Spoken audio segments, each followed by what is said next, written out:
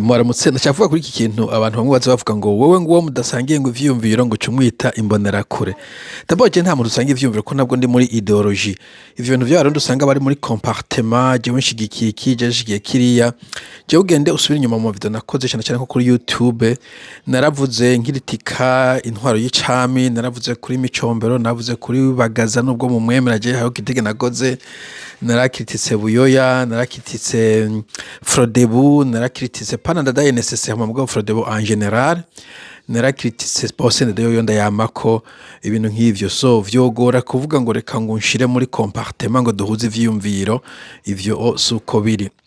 Ica kabiri abo zombonera kure nta vyumviro baba bafise. Ibijya si ivyumviro umuntu aza washizeho video y'iminota 30-40 comment yiwe akavuga ngo nyoko. Ico ni icyumviro aina gani? Raba ivyo bizuru, ico ni icyumviro ca aina gani? Bo dorukusa, ico ni icyumviro wogivuga gwiki? Tuzokuniga, ico ni icyumviro kike? Tuzokwisasira, urakagenda, ico ni icyumviro.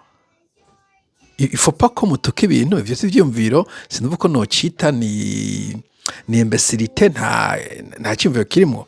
Ari cyumviro mudahuje umuntu ashobora kuganira mukahana back and forth mukaganira mugabo ivyo ntibiba ivyumviro biba ari bitutsi biba ari terabwoba rero ibintu vyo basese utovuga ngo reka ndakiri cyumviro ngo ntiduhuje.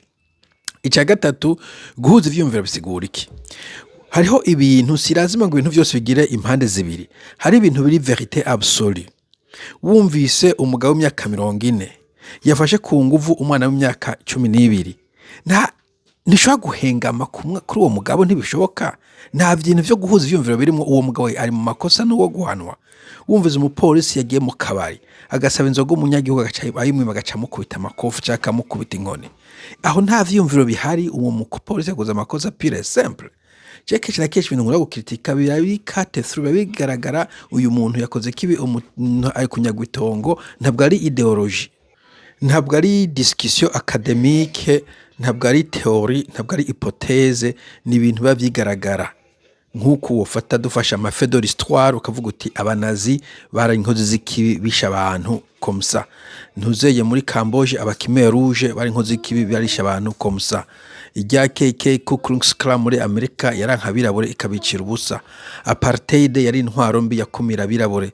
Ivyo bintu si ibintu vyuguriye ngo mu debate ngo yango urabona ngo hariho nuance, hari ibintu bidafise nuance. Nico nashaka kuvuga. In any case imbonera kure zo nta nivyo vyumviro baba bafise nabo gutukana gusa. So nta vyumviro tudahuza kuko ntavyo bafise. Nishobora guhuza ivyumviro n'umuntu atavyafise. Ndimo imbonera kure typique yemera. Mugira umunsi mwiza baramara.